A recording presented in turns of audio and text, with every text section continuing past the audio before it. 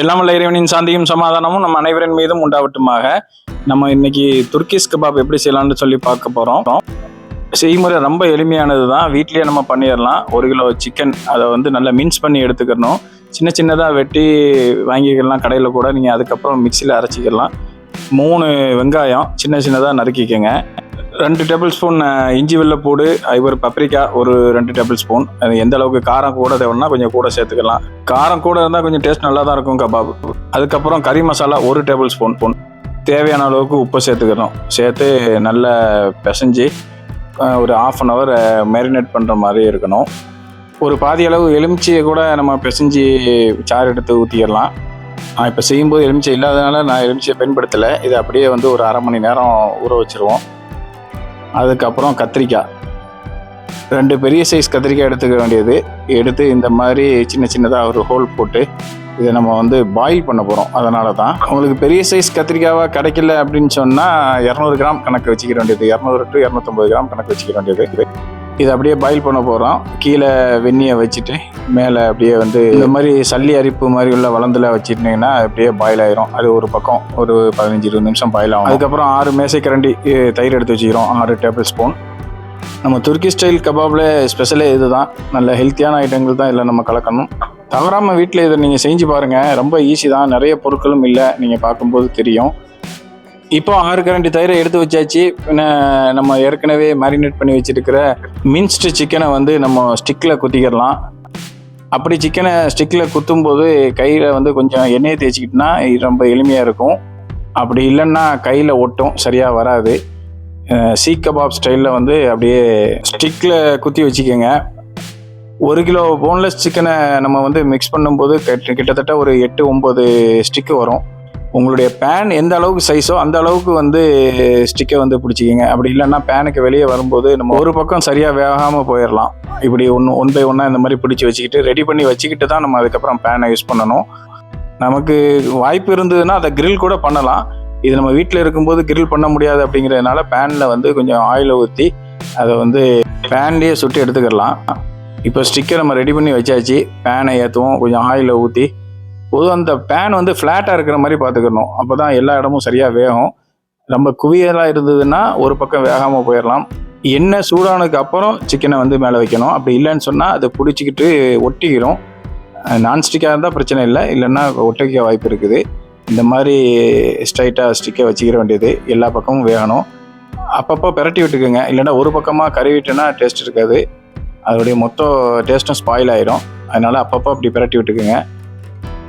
நல்ல பொன்னிறமாக வரணும். இந்த டைமில் தீயையும் கொஞ்சம் குறைச்சி வச்சுக்கிட்டோன்னா உள்ளே நல்லா வேகும். இல்லைன்னா வெளியில் கறிவிடும், உள்ளே வேகாமல் இருக்கக்கூடும். பொதுவாக சிக்கன் ரொம்ப நேரம் எடுக்காது. அதுலேயும் எலுமிச்சையை ஊற்றிருந்தோன்னு சொன்னால் இன்னும் டைம் எடுக்காது, ரொம்ப குயிக்காகவே வந்துடும். இப்படி நல்லா பிரட்டி போட்டு எடுத்துக்கிற வேண்டியது. Stick ready. இப்போ நம்ம அதை ஸ்டிக்கை விட்டு ரிமூவ் பண்ணிடணும். அப்போ தான் அந்த கத்திரிக்காய் ஸ்டஃப்புக்கு மேலே வைக்கிறதுக்கு வசதியாக இருக்கும். நம்ம இந்த ஸ்டேஜ்லேயே சாப்பிடலாம். நம்ம கத்திரிக்காய் ஸ்டஃப்பு பண்ணாமல் ஒரு ஸ்நாக்ஸ் மாதிரி இதே ஸ்டேஜில் கூட சாப்பிடலாம். இன்னொரு பக்கம் கத்திரிக்காய் ரெடி ஆகிட்டான்னு பார்ப்போம். நல்லா வெந்துருச்சு. நல்லா ப்ரெஸ் பண்ணி பார்த்தாலே தெரிஞ்சுட்டு இப்போ தோலை நீக்கணும். அதனால தான் நம்ம அப்படி அவிச்சது.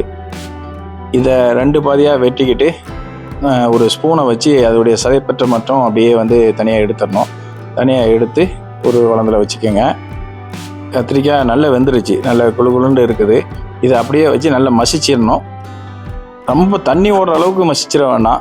ஏன்னா திரும்ப இதை ஆயிலில் கொஞ்சம் வதக்கி எடுக்க வேண்டியிருக்கும். அதனால் ரொம்ப தண்ணி மாதிரி எடுத்துட்டிங்கன்னா ஒன்றும் பிரயோஜனம் இருக்காது.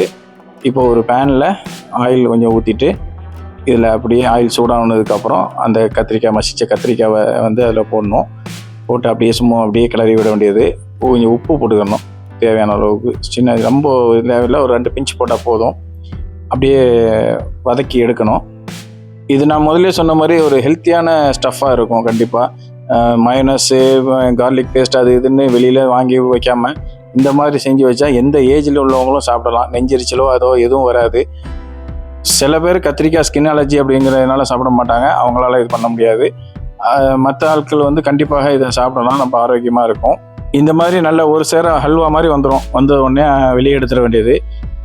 இப்போ இந்த வெளியே எடுத்த இந்த கத்திரிக்காயில் நம்ம தயிரை மிக்ஸ் பண்ண போகிறோம். இந்த தயிர் நம்ம ஏற்கனவே எடுத்து வச்சிருந்தோம் இல்லையா, 6 டேபிள் ஸ்பூன் எடுத்து வச்சிருந்ததில் 4 டேபிள் ஸ்பூனை வந்து நம்ம இதில் அப்படியே பிரட்டிக்கிறணும்.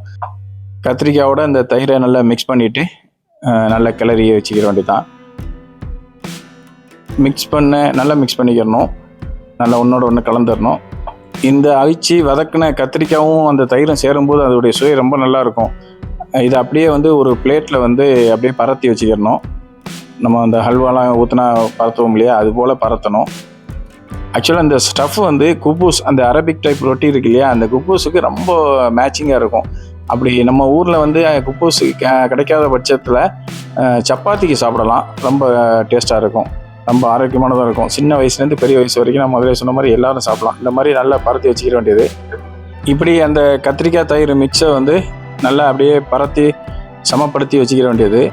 இதுக்கு மேலே நம்ம தனியாக எடுத்து வச்சுருந்தோம் இல்லையா 2 டேபிள் ஸ்பூன் தயிர், அதை வந்து அப்படியே டெக்கரேட் பண்ண வேண்டியது. மேலே இது மாதிரி அப்படியே வந்து பெயிண்ட் பூசுகிற மாதிரி பூசிக்கிற வேண்டியது. இது ஒரு முறை தான். நீங்கள் சாண்ட்விச் மாதிரி பண்ணி சாப்பிடணும் அப்படின்னு சொன்னோன்னா குப்பூஸ்க்கு உள்ளே வச்சு கபாபை சின்ன சின்ன பீஸாக போட்டோன்னா அது சாண்ட்விச் டைப்லேயும் செஞ்சிடலாம். இப்படி தான் வந்து வைக்கணும்னு கட்டாயம் இல்லை. ஆனால் நம்ம இந்த மாதிரி வச்சு சாப்பிட்டோம். இதுக்கு மேலே அந்த கபாப் அப்படியே வந்து செட் பண்ணிட வேண்டியது 1 by 1. உங்களுக்கு கபாப் அதிகமாக வந்தது, பீஸ் அதிகமாக வந்துச்சு அப்படின்னு சொன்னால் அதுக்கேற்ற மாதிரி நீங்கள் வந்து ஸ்டஃப்பை கொஞ்சம் கூட செஞ்சுக்கலாம் உங்களுக்கு தேவை அப்படின்னா. இது முறையாக நீங்கள் செய்யும்போது கொஞ்சமாக செஞ்சுக்கிட்டு பின்ன உங்களுக்கு அது பிடிச்சிருந்ததுன்னா, கண்டிப்பாக பிடிச்சிருந்ததுன்னா நிறைய செஞ்சு பழகிக்கலாம். இதை அப்படியே வந்து அரேபியன் குப்பூஸுக்கு அப்படி தொட்டு சாப்பிட்றதுக்கு மாதிரி ரொம்ப சுவையாக இருக்கும். நீங்களும் வீட்டில் செஞ்சு பாருங்கள். நம்ம சேனலை மறக்காமல் சப்ஸ்கிரைப் பண்ணிடுங்க. நன்றி.